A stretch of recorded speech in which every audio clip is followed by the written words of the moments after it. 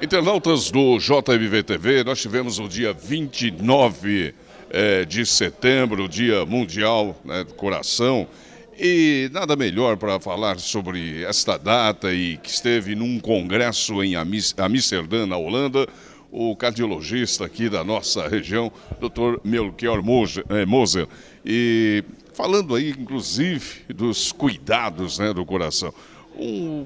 O tema principal deste congresso lá, doutor? O Congresso Europeu é um congresso, um dos maiores do mundo. É lógico, são apresentados inúmeros trabalhos a respeito de novos equipamentos,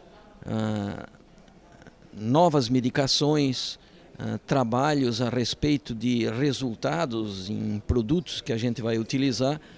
E a gente viu assim uma série de alterações em pensamentos que a gente achava até então que era verdade e hoje já não são mais. Eu sempre digo, a medicina é uma ciência das verdades transitórias, né? Porque muda constantemente. Nós tivemos agora, dia 29, esse Dia Mundial do Coração, que foi um dia criado justamente para o indivíduo se lembrar que ele tem um coração. Não um coração com sentido espiritual, de alma, mas um coração mecânico, um órgão dentro dele que funciona 24 horas por dia, batendo a cada 24 horas em torno de 110 mil vezes por dia. E esse coração, com essa estrutura altamente complexa, às vezes dura 90, 100 anos de idade. Imagina que órgão ou que máquina o ser humano conseguiu fazer que se equivale a isso. Não tem nada igual. Então é criado um dia para que a gente olhe para esse coração e veja ele de tal maneira que vamos proteger aquilo que nós temos. Vamos proteger os nossos corações, vamos fazer não fumar, vamos cuidar da alimentação, se tiver que dar alguma recomendação de uma maneira geral, e vamos fazer atividade física. Porque de todos os medicamentos que se possa usar, a atividade física talvez seja o mais importante. Porque todas as células do nosso organismo morrem pela inatividade e se fortalecem pelo exercício físico. Isso é uma verdadeira lei que serve para o nosso cérebro. Se você não utiliza, ele perde a sua atividade. A nossa musculatura esquelética, os nossos movimentos, se você não usa, ele se atrofia. O nosso coração também precisa de uma atividade física para que ele se mantenha melhor. É interessante analisar isso no aspecto da medicina, porque já se pensou, há muitos anos atrás, por exemplo, que o nosso coração ele tinha um número de batimentos fixos, semelhante a uma bateria, que quando ele atingia lá 1 trilhão de batimentos, acabava e ele morria. Tinha validade. Tinha uma validade X, se pensou isso. Isso foi verdade durante muito tempo na medicina passada. E ainda é retratado naqueles quadros dos pintores, aquelas pessoas todas gordinhas lá, todas as mulheres, que era uma verdade para a época. Mas começou a se ver que aquelas pessoas com aquela inatividade morriam muito antes. E se desmistificou isso, de que o nosso coração tem um limite de batimentos que a partir daquilo ele morreu. Não existe. Quanto mais ele bate, quanto mais atividade se faz, melhor é para o nosso coração. Então, vendo esses congressos lá com todas as conquistas de medicamento, de instrumento, tudo que se possa fazer de moderno, a gente vê que ainda a atividade física vale muito mais para o indivíduo que tem problemas cardiológicos ou que não tem problemas cardiológicos. A atividade física vale 2,5 vezes mais do que qualquer medicamento que nós possamos utilizar. Então, se tiver que dar uma recomendação, se diz assim, mundialmente hoje, que se vê seguido nos congressos, é que tem certas coisas que são como as leis pétreas, que se diz assim, olha, fume, não fume, ou fume o menos possível, o indivíduo que não consegue deixar, tenha cuidado na alimentação. Nós temos que ter a prática de exercício físico e nós temos que cuidar do meio ambiente, né? Porque tem cidades que são extremamente prejudicadas pela eliminação de monóxido de carbono. Então, o meio ambiente é alguma coisa que faz parte da evolução da humanidade para que nós possamos ter aí uma sobrevida maior. Eu quero fazer aqui um comentário que é importante. Quem observou isso que foi divulgado agora por um órgão mundial importante, o IDH, o Índice de Desenvolvimento Humano. Interessante isso, porque nesse Índice de Desenvolvimento Humano eles levaram em consideração a longevidade das pessoas, levaram em consideração a renda per capita e a cultura, 3 índices. A longevidade nada mais expressa do que a capacidade do atendimento médico da região. E aí a gente tem que reconhecer uma coisa muito importante para nós aqui em Santa Catarina, que das 100 cidades que tem maior longevidade do país, 40 pertencem ao nosso estado. E dessas 40, 11 estão no Vale do Itajaí. Blumenau, Brusque, Jaraguá do Sul e Rio do Sul têm a maior longevidade do país. Isso é uma expressão de quê? Eu acho do atendimento médico, da capacidade das pessoas serem socorridas. É uma série de consequências que vêm daquilo que nós temos de qualidade aqui hoje. Então, nós aqui, por exemplo, na cidade de Timbó, todo final de semana, quase todo dia, o pessoal fala na rádio, olha, pratique exercício físico, cuide da alimentação, vai se tratar, e damos recursos para que isso aconteça, né? Aqui a nossa prefeitura tem esses recursos para as pessoas mesmo que não tenham capacidade de pagar um plano de saúde, alguma coisa. Isso vale muito. E a projeção, você vê, para a nossa região aqui com essa longevidade, para a criança que nasce hoje, talvez ela vai viver 100 anos. Então você vê como está evoluindo a ciência.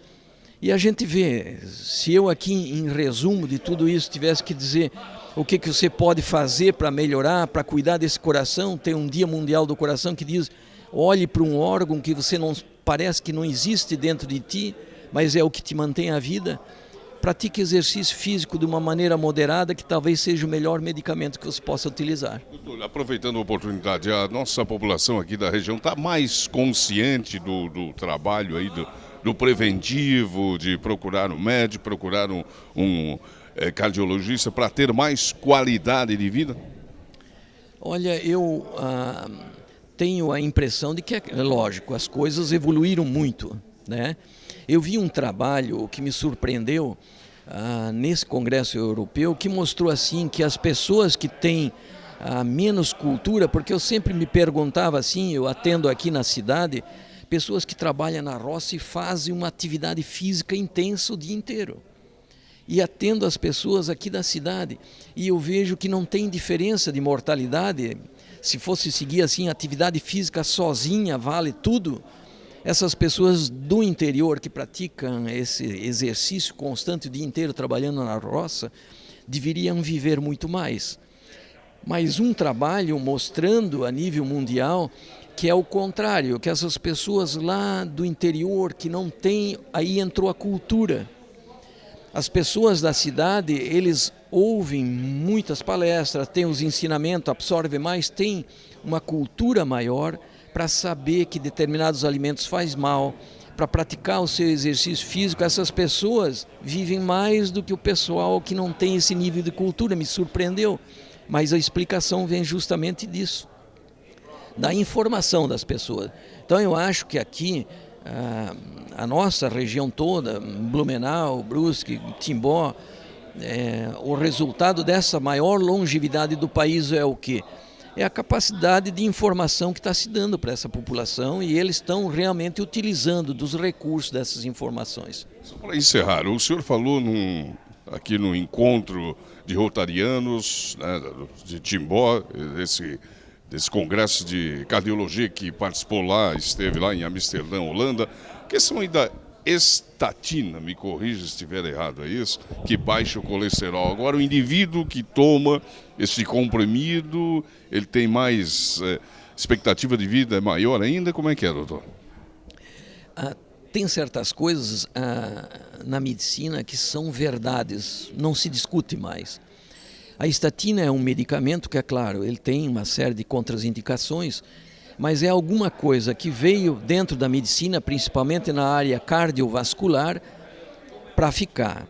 Indiscutivelmente é um grande medicamento que evita a aterosclerose, então vai evitar que o indivíduo tenha infarto, acidente vascular, uma série de patologias. A estatina realmente é um remédio para nós hoje milagroso. A gente não conseguiria exercer a medicina hoje sem esse potente redutor do colesterol. E o que me chamou a atenção aqui, até eu falei para as pessoas, é que se fez um estudo longo de muitos anos, acompanhando 11 mil pessoas, que tomam estatina a longo tempo para proteção cardiovascular, porque se sabe que isso é verdade. Hoje nós temos um arsenal enorme, estatinas mais poderosas, modernas, né, que a gente utiliza, mas eles viram que ao longo desse tempo todo, essas pessoas que utilizavam estatina, além de ter uma proteção cardiovascular importante, elas desenvolveram 19% menos catarata, que é um braço, alguma coisa que se viu através do tempo. Não se vai, talvez, nunca usar estatina para evitar catarata, mas mostrou isso. E esse trabalho também mostrou que a estatina, através desse tempo, ela demonstrou que estatisticamente as pessoas que usam estatina por longo tempo, isso não é um medicamento que tem um efeito, vai servir para tomar durante 2, 3, 4 meses, mas essas pessoas que tomaram durante, o estudo foi 11 anos, as pessoas que foram utilizavam a estatina, demonstrou também que tem uma incidência de demência muito menor.